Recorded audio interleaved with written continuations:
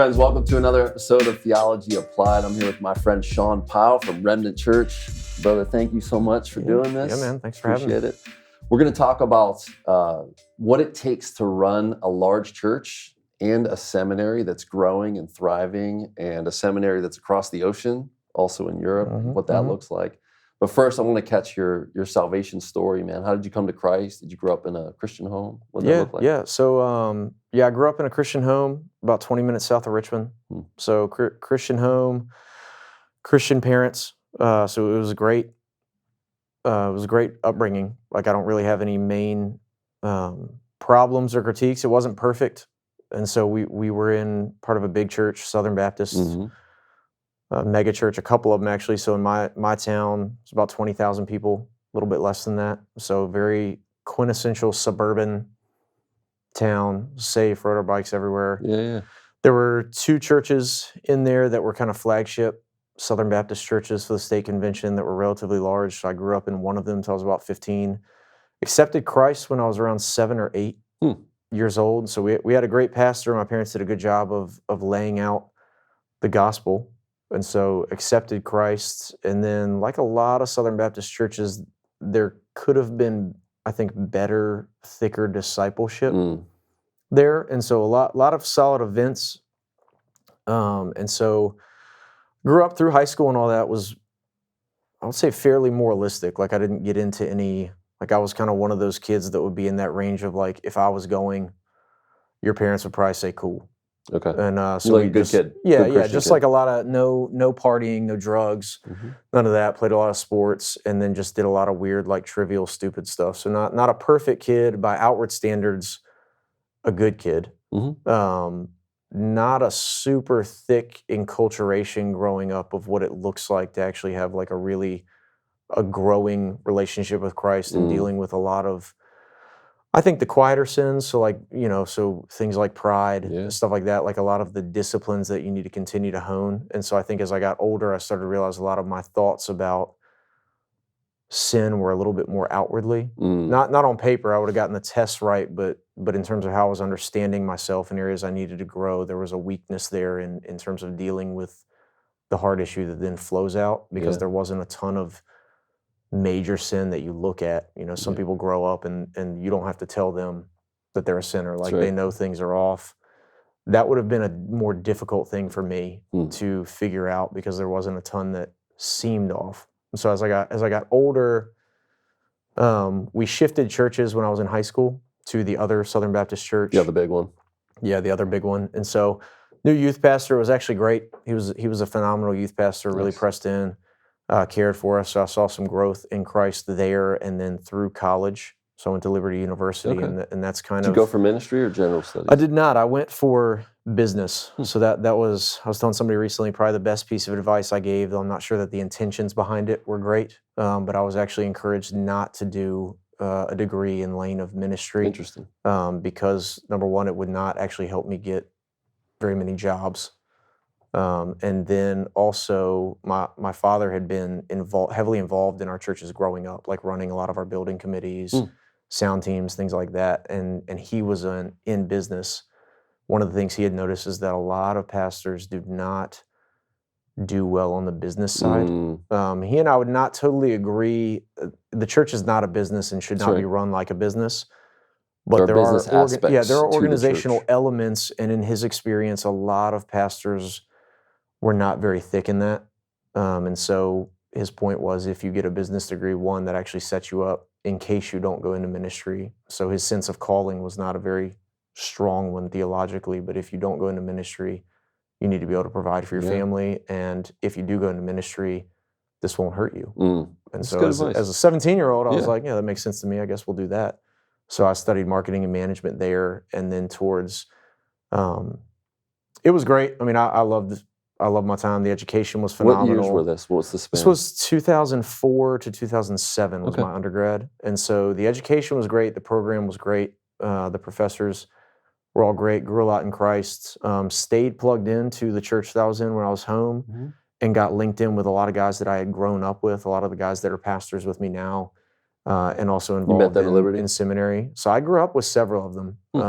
And so In various forms. So some of them grew up, went to school with them, and we were in youth group together, and then went to Liberty together. Some of them we met from church, and the Lord has just kind of blended us together, and that's kind of what, has birthed the leadership of Remnant Church. Wow, it's amazing. And so towards the end of high school, towards the end of college, started kind of continuing to feel some of that sense of like working with the church. Didn't really know what that was going to look like. Not necessarily pastoral ministry, wasn't sure. And so went to seminary.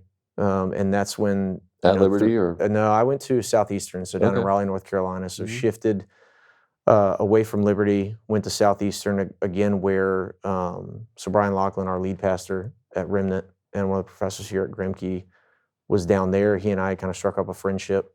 And then a few of our other guys ended up going down there. My brother-in-law had actually gone to Southeastern in the 90s, so I was familiar with the school. Was Aiken there? So he was there. Yeah, he was there before. He came before I got there. Okay. I can't remember when he got there, but he was the president the whole time that I was there. And so the thought was, I'll get a job. I'll go to seminary because it won't hurt. It'll help me just kind of thicken up my understanding and growth in my love for Christ, and then I'll serve the church.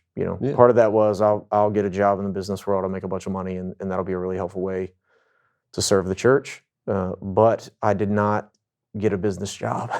So a lot of the companies I was interviewing with, either I didn't like them or they didn't like me. And so instead I jumped into construction and working. The management side or the actual No, doing? actually just doing it. So I was school construction. So it was weird. We were hanging concert curtains, installing like speakers, sound systems, projectors in schools all summer. And then my youth pastor had actually asked me to come back to the church and do a stint with him, working with the youth at the church while I was doing classes at seminary. So I was like, all right. How many kids? So it was probably 200 to 300 in that that's youth like, group. It was a big... That's a large church. Yeah, that's like middle school and high school, but it was it was a large youth group. The church was over 1,000 people at the time.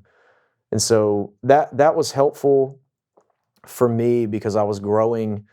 I was starting to thicken up just in what it looks like to live for Christ, understanding of the scriptures, how to apply that. But I was also 21 years old. And so I knew everything. And so being under, an older minister, that youth pastor who had also known me through high school. Young, and so he knew I wasn't getting in trouble outwardly, but he also knew this is where like you need to grow in Christ. And so the outward lack of sin, theoretically, like in this truncated view of what sin is, the outward lack of sin is not an indicator of like inward spirituality or maturity. And so he was able to push on me there, but also push on me as I came in with zero ministry experience and started to basically talk about why a lot of the stuff we were doing didn't make any sense after my first class at seminary. He was able to handle that well and actually continue to push on me in good ways that brought humility over time. And so started working. I worked there for a year.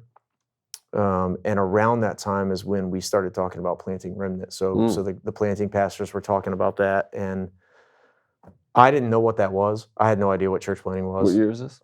2007. So this would have been 2007 into 2008. Okay.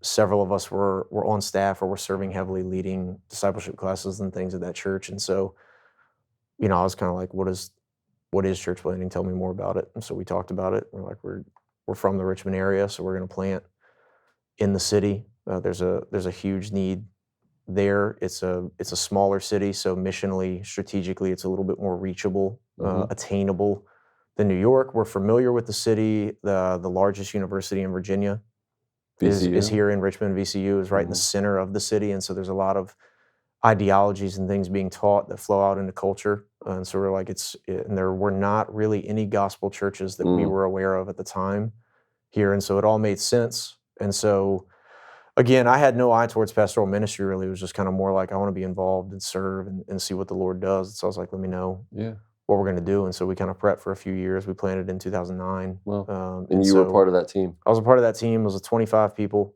core team. So my wife planted, though you were aiming at downtown, you planted here in Midtown, right? No, so downtown was our first location. Really? Yeah, so we planted, well, when we planted, we met about 2 blocks south of here. So we were Okay. in this area, which is more a little bit on the western edge of the proper city limits. We rented the basement of a Messianic Jewish Yeah.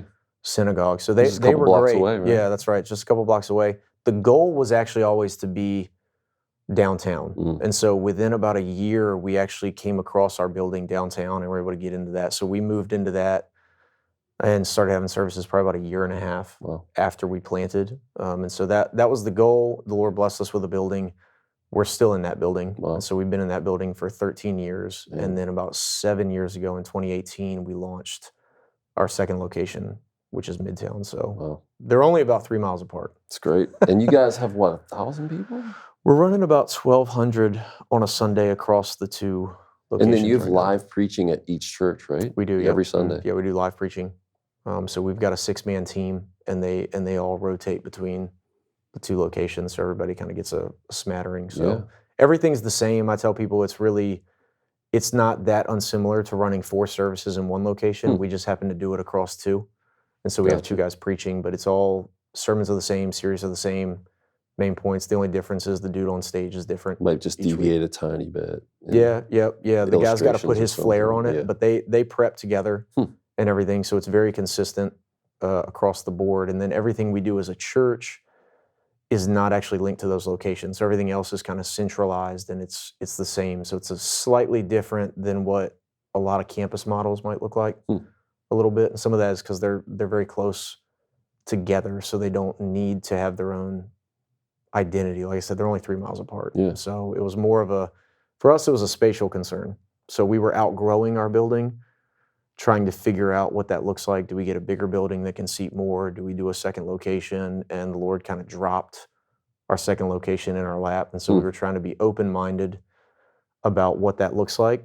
And this location came up, and it was a great deal, and it was kind of the appropriate time, and it actually added a lot of elements of the ministry that we hadn't seen. It's much larger, so it's got a lot more usefulness in certain ways.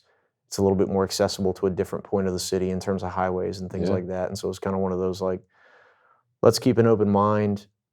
And then this came up, and we were like, well, this seems to be what the Lord might be doing as we start to push on things and pray about where He's leading us. This seems to be where He's leading us. And so it's been great. That was about 7 years ago that we launched this. So we've been multiple locations for about 7 or 8 years. You said 2018? 2018 is when we bought it in the spring. The building needed a little bit of love. And so we did that, and we launched. There's a stone outside that says 1919, I think, right? 1919 is when they started the building. They finished it in 1925. And in the 50s and 60s, it was the largest Methodist congregation in the state of Virginia. Wow. Actually, so it's got a good, wonderfully thick gospel history that we were very excited to be able to get in this building and actually continue to do that. And it's been great. The neighborhood has been overall very receptive. Good. A lot of the neighbors are excited. The building looks a lot better than it did when we got sure. it. So it's been good for them.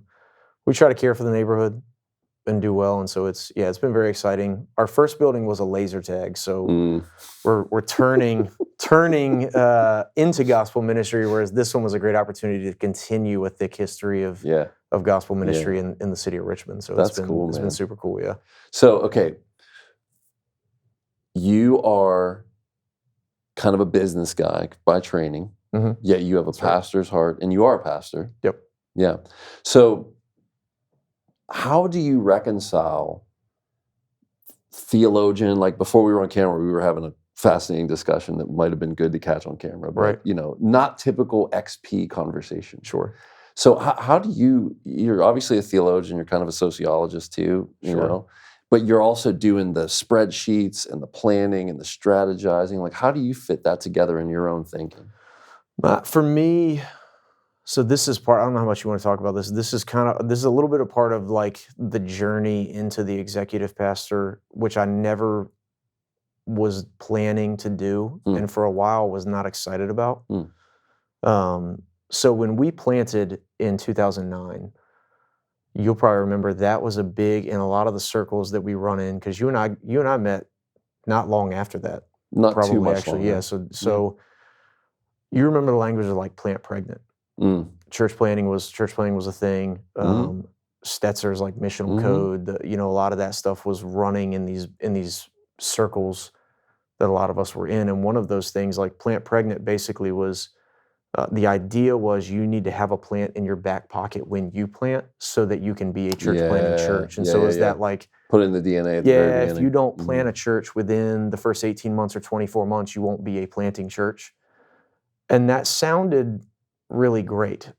And for a lot of people, it is. Theoretically. Yeah. For a lot of people, that's great and they can do it. But for most people, I think that's probably not wise. And so that was a little bit of the idea is we'll do that. And so myself and who is currently our worship pastor, at that point, we were like, we want to explore. Maybe the Lord's calling us to pastor, and then we want to reach people. So maybe we'll plant. And so we actually entered in. We've always done elder training in-house. A lot of our guys have degrees from institutions. We always joke and say we're probably overly educated at this point if you combine all the degrees. But the gaps for seminary were actually being at a church. And so you get out of seminary, you do have a lot of knowledge. For a lot of guys, there's a gap on what do I do with this? How do I actually care for these? How do I help this person think about how to buy a house? And was I equipped for that in my theology class? You were. They may not have helped you see that. And that's part of you get out of seminary and you got a long road of still training and maturing. And so we wanted to train guys in-house and infuse a lot of that contextuality and discussion into what are we doing with what we're learning and talking about, and how are we caring for these people to build up the saints. And that's ultimately kind of where Grimke. Yeah, I was going to say that's how like Grimke became Grimke, basically. And so me and this other guy, Daryl, we jumped into our elder training process of Remnant 6 months before we even had like a church. Wow. So maybe a little bit cart before the horse, but we're going to start training people. We haven't done anything yet, but we'll definitely start training you guys. We'll see how it goes. And so it was great. And the idea there was that we will probably plan out in like 2 years, maybe in Richmond, maybe in a different city. And so that was the thought behind it. And as we planted, I was just kind of doing whatever needed to be done a little bit, like not really thinking much about it other than just learn stuff. So helped with our community groups for a minute, ran some service, outward-facing service organization stuff, things like that. And as we progressed into the plant, we started to rethink some of that stuff and say, in order for us to be a church planting church long-term, we need to ensure that we are a healthy church that then can plant out healthy churches and doesn't diminish our own health. Sure. So if we send out a lot of leaders right away, or even our best leaders right away, then now what we're doing is sending a church plant out and then having to revitalize a church or retool a church every time. And so started to say we're not planting in the first 2 years doesn't seem to make sense based on what the Lord's doing. We grew pretty quickly, so we planted with 25. By the time we got that downtown building within a year and a half, we were running almost 150. Wow. And so the Lord was really blessing. We were growing, seeing the need for leaders, and so we're like, this actually wouldn't make a lot of sense. And so we delayed it. And at that time, I was starting to realize, I think, that planning a church would be a nightmare because a lot of things involved in like lead pastoring I did not want any part of, particularly like preaching. You don't like preaching? I like preaching if I have to do it. I'm not super pumped about writing sermons. There's just something that sits on me. Some of it I think is the weight of the pulpit. Like I think everybody that preaches ought to have an appropriate anxiety around the weight of what the Lord is sending you in to do. And it wasn't really like a first love. So in my mind, I was like, that's not a thing that jazzes me up.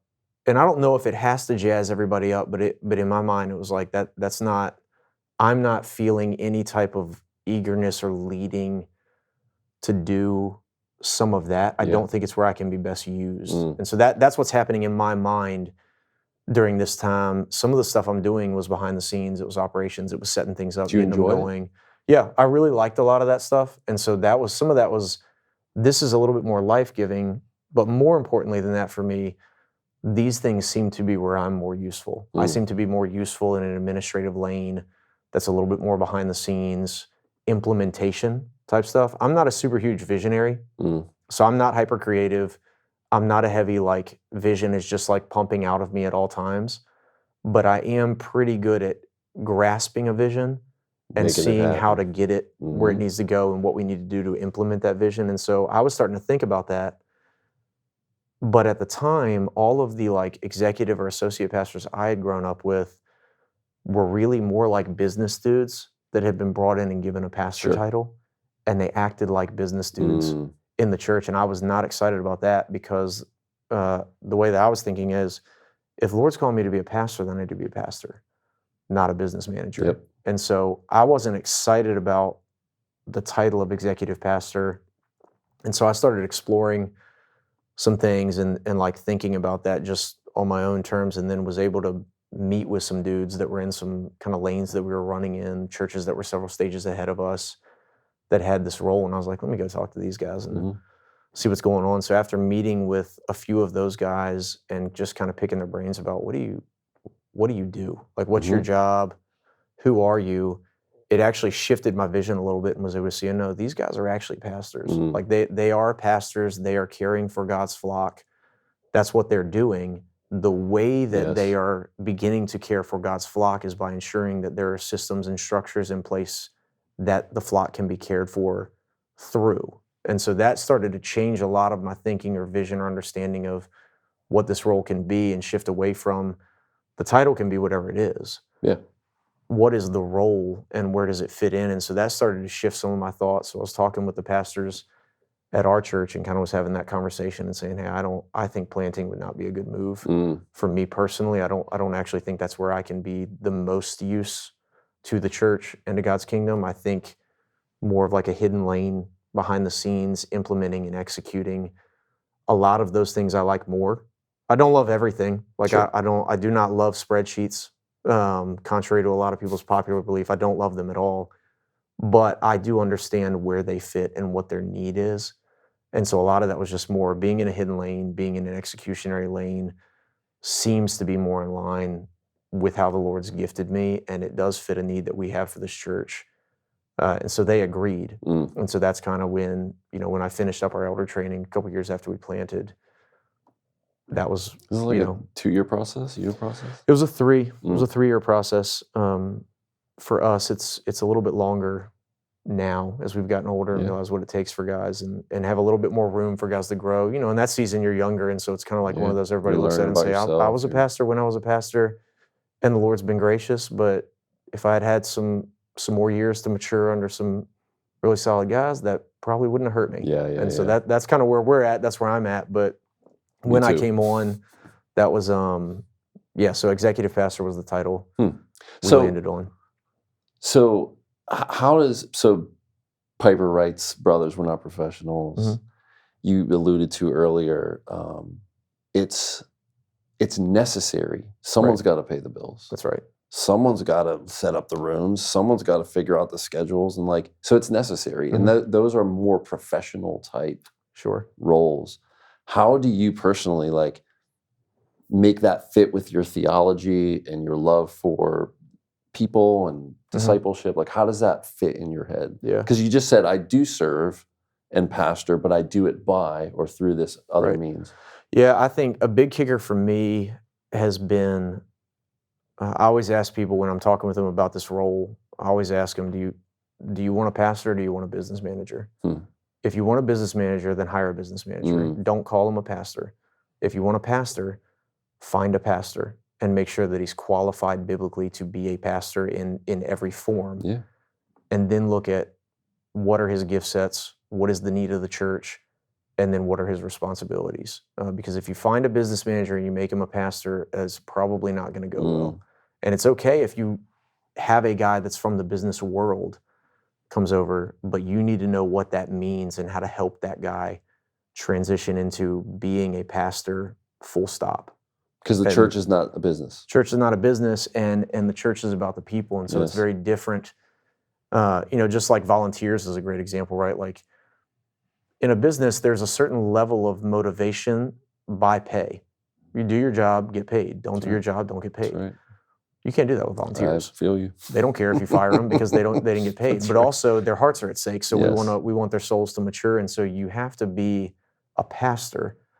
And within the church, there are responsibilities and systems and things like that that have to be run. And so you have to be able to link those up. And a lot of it is not seeing the systems as evil. And so the systems are there to serve the mission of the church. And so that changes as you grow. So it's not all the same. Like we're not going to be an overly systemized church when we have 50 people. Right. We're going to be with the people. We're going to disciple them. I'm going to see people a lot. We've grown. I'm not able to do that as much. And so like we have 11 elders, but we have 1,200 people. And so as you grow, systems are part of that discipleship structure. And the challenge is not seeing them as impersonal, but saying it's always about the people and seeing the saints equipped for the work of the ministry. Yes.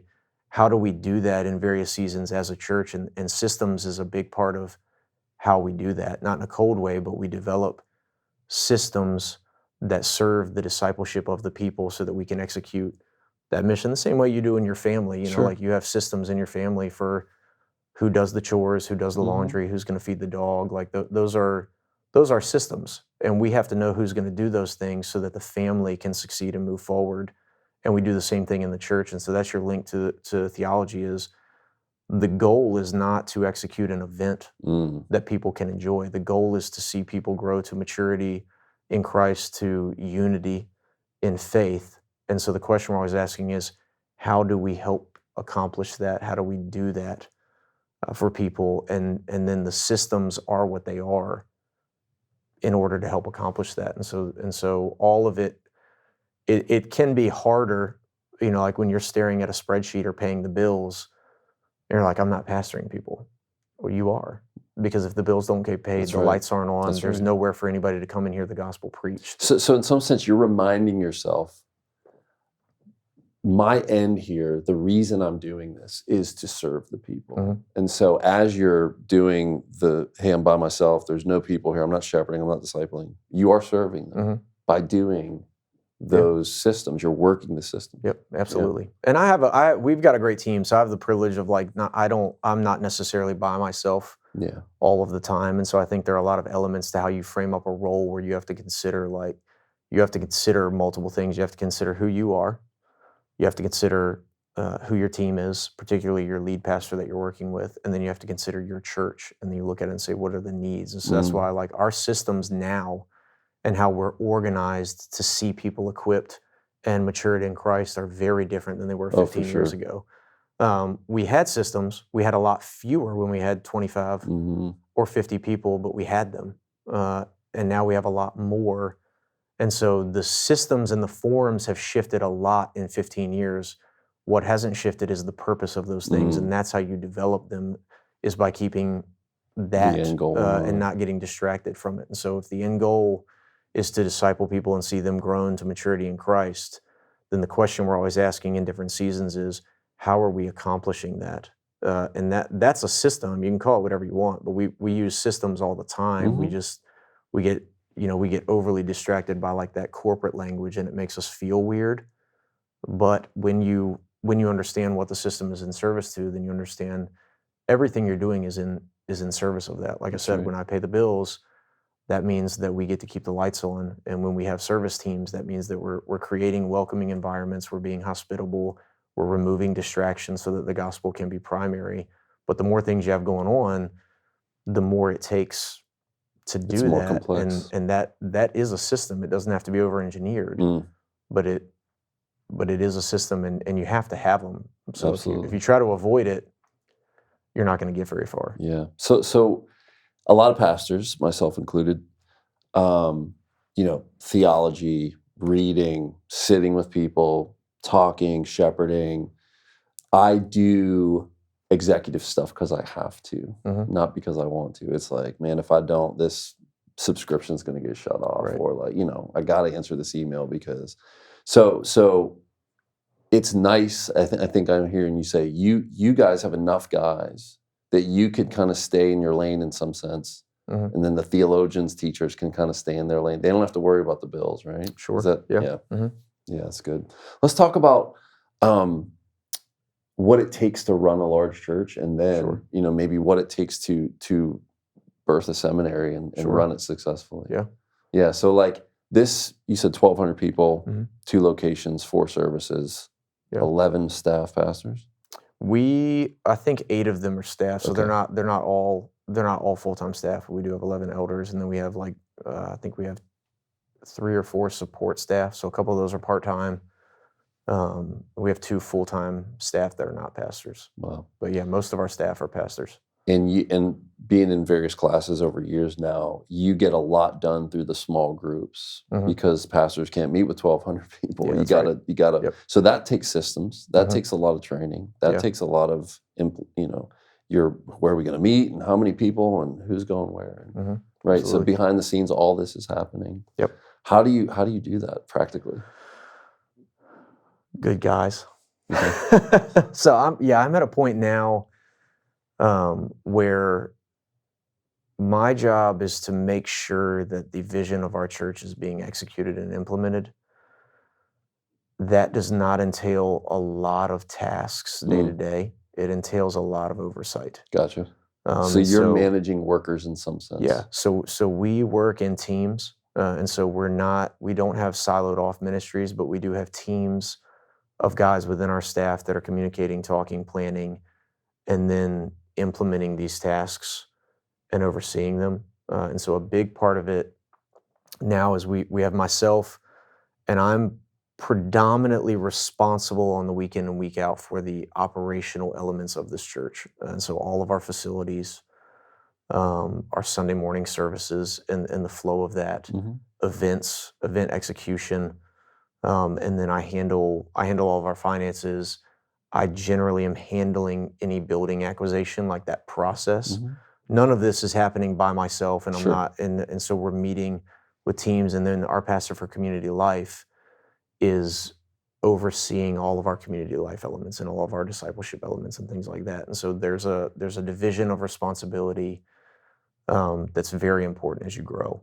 And so we used to have 2 guys on staff, and we did everything. Mhm. Now we have 8 guys on staff, and so collectively we do things, and then you have a lot of oversight and wisdom. So a lot of my role now is who I am, which doesn't mean I'm better than anybody, but I'm the guy that's Yeah, here. absolutely. I've been here for 15 years, so I have a lot of knowledge of how the forest got built, and my responsibility is to be able to see all of the forest at all times, and then speak to the parts, and then help the guys that are dealing with predominantly the parts, help them understand the vision, and help them understand how their parts, their ministry fits into the whole, so that we can execute it in this way. And so that a big piece of that is keeping the vision in front of people and making sure that what we're implementing and all the things we're doing work together to accomplish that vision. And so bringing cohesion and helping people see that, a lot of it is a lot of collaboration and teamwork at this point. So I collaborate a lot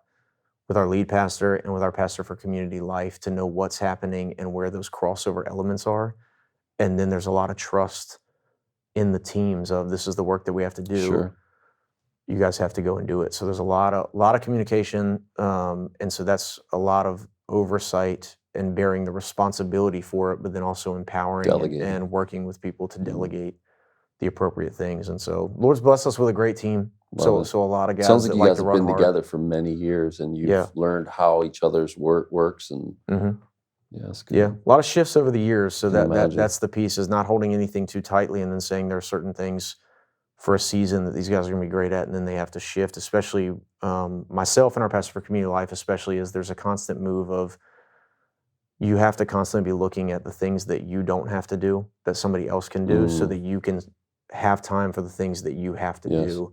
And so at this point, that's a constant conversation for us, is what do we have coming? How are we going to do it? Who's going to do it?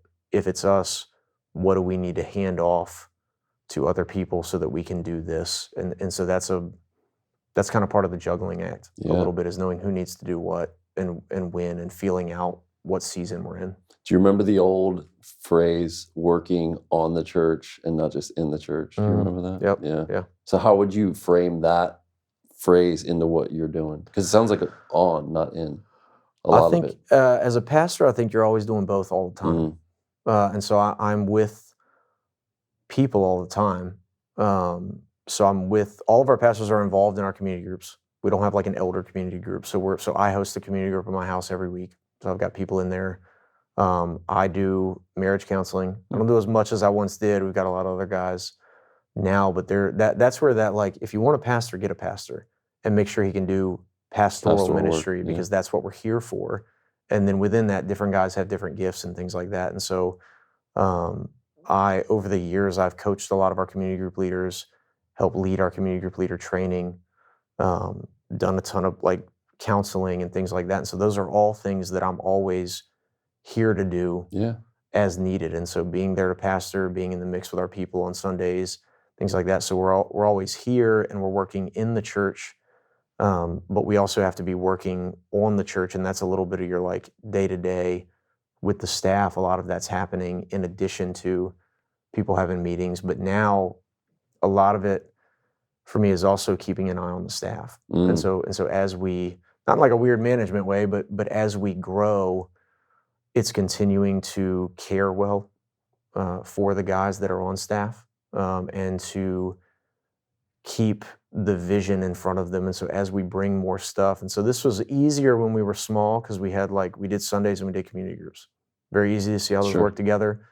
That's what we're doing discipleship-wise. As you get bigger, it's a little bit harder to work different pieces in that don't always fit as cleanly into these things. And so there becomes a little bit more of just encouraging guys on staff, checking on them, make sure that they're not getting overrun, and make sure that they're excited about the work. Not everything, you don't love Yeah. everything ever. So but making sure they're excited about the work, and then also helping them continue to grow in their understanding of the forest, if you will. And so like we just launched a college ministry. We've got a young guy that's leading that college ministry. He's doing a phenomenal job. He's a huge builder.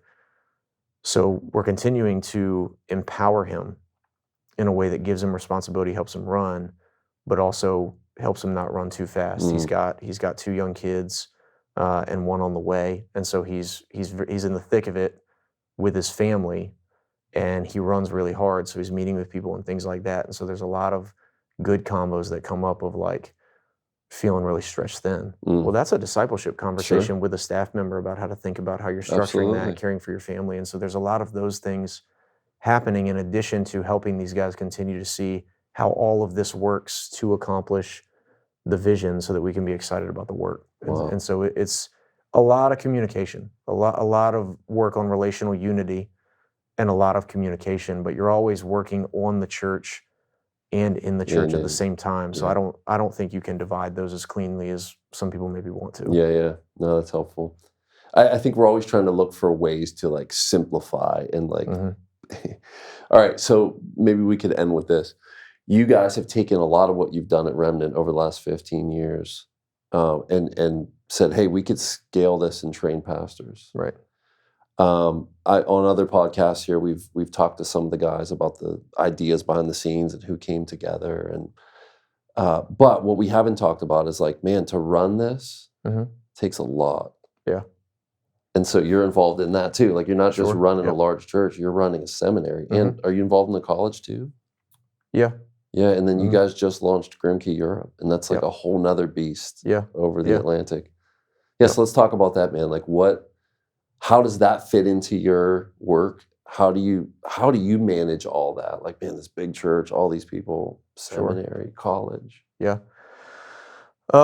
It's like I said, a lot of it comes down to getting the right people in the right places. And so you have to have solid people that are excited about what we're doing, that have a thick culture. And so a lot, as you grow and get bigger in any organization, and so for us in the church and on the Grimkey side, is having a thick culture amongst the staff brings thick unity, and unity breeds trust. And so you have to have high levels of trust for guys to empower them and to turn them loose to do the work that we have to do and to understand why we're doing it. Unity also gives us a lot of grace. It gives us a lot of grace for shortcomings and seasonal changes and things like that. And so at Grimkey, we have a great team. And so a lot of that gets into, then you've got systems within your staff. And so we've got very rigid, they're not rigid in the sense that they change depending on what season we're in. We have to know what's best to drive the work that the Lord's called us to. But we have times for meetings, and we have teams, and we have these things that we flow. And so it's this, we've got these meetings here, and so we schedule these things out collectively so that we can get the work done.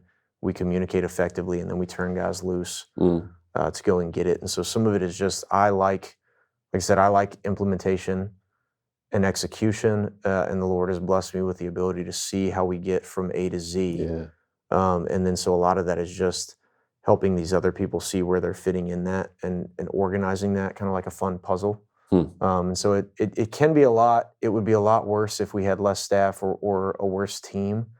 But finding the right people is a major piece of driving the work and the mission. And so that's been a big thing that we've been very diligent to try and do, and to build, as we get those right people, to put a heavy emphasis on continuing to build a culture within that staff that allows us to be flexible and nimble and work hard, and unity and trust are major components of that on the church side and on the seminary side, because we have a great team over in Europe that's doing a lot of stuff. And they're 5 hours ahead, so I don't even have any idea what time it is over there. So we got to trust them to get the work done. That's right. So a lot of that is, but a lot of that leading up to Grimke Europe, a lot of that was several years of combos and relationship building and culture building with that church to make sure that partnership works for us, for the seminary, but also for them and for their desires. And so that's the Lord bringing people together that are aligned with a vision and a desire, and then building a relationship and a culture that goes beyond just like a simple partnership on paper, but actually we're committed to this together to see the Lord do this work. And so that's, that's happening behind the scenes all the time. I'm sure. We had several years of that leading into the launch of Grimke Seminary. The Lord blessed us with years of it, for Remnant. Like I said, a lot of us grew up together. So that's just kind of a unique blessing we have. But years of just combos and building relationship and talking and ironing some of these things out to say, okay, we can do this together. Like the Lord has brought this together, we can do this together. And then you constantly are working to maintain and thicken that unity and trust and that culture of friends doing mission together. Yeah.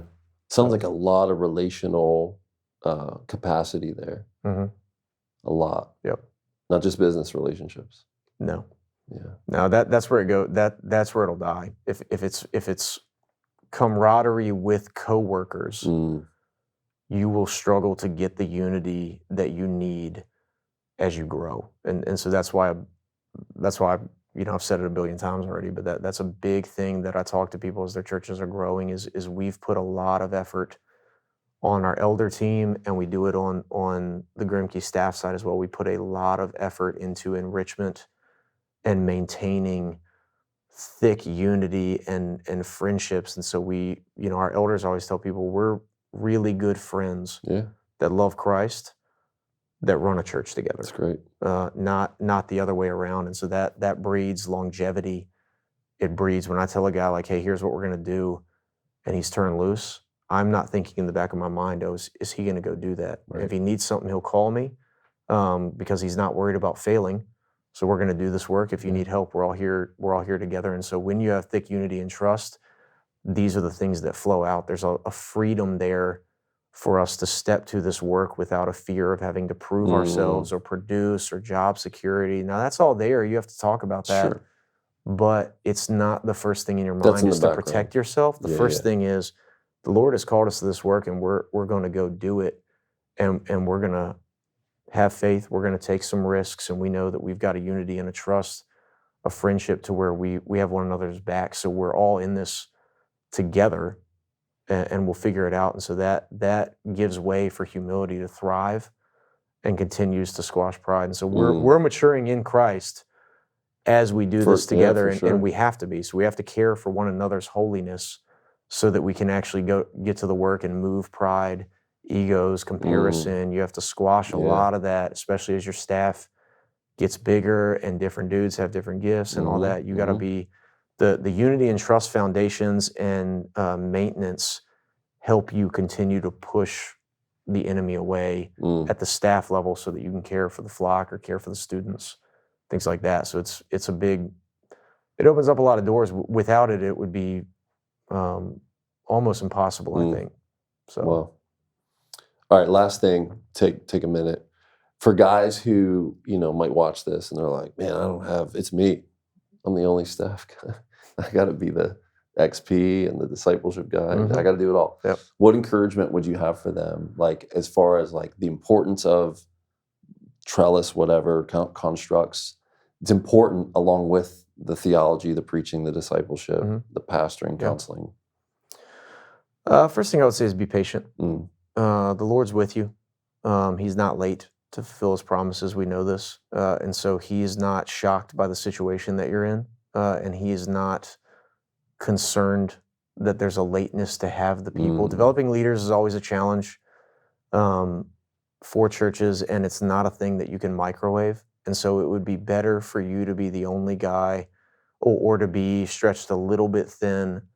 It'd be better for you to do that than to get the wrong guy in there hastily. And so you need to be patient, trust the Lord, but you also need to be open-minded. And so I think you need to seek wisdom from other guys to help you think about things that maybe you're not seeing, because there's a lot of different ways to do it, just like there's a lot of different forms of executive pastor. I don't preach.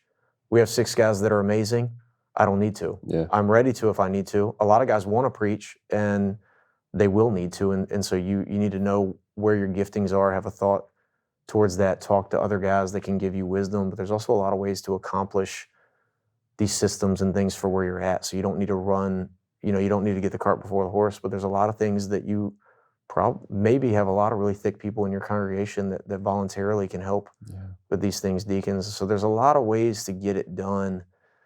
You just have to not be hasty. You have to trust the Lord, think outside the box about what it is you need, and seek wisdom. I think there's not a lot of good wisdom out there for executive pastors, but I think there's also not necessarily a lot of good wisdom out there to help lead pastors think about that role and what type of person. And if you're just trying to fill a gap right now because you're overrun, that could work, but it may not set you up long term for where you need to go as your church grows. And so there's just a lot of wisdom with talking to other guys and trying to seek out what the Lord has for you, and not think that like you're late to some type of game helpful. Or you're behind the wheel or something like that. Like you're where the Lord has you. Yeah, that's really helpful. Be faithful, and He's going to bless. Your systems your systems will not grow your church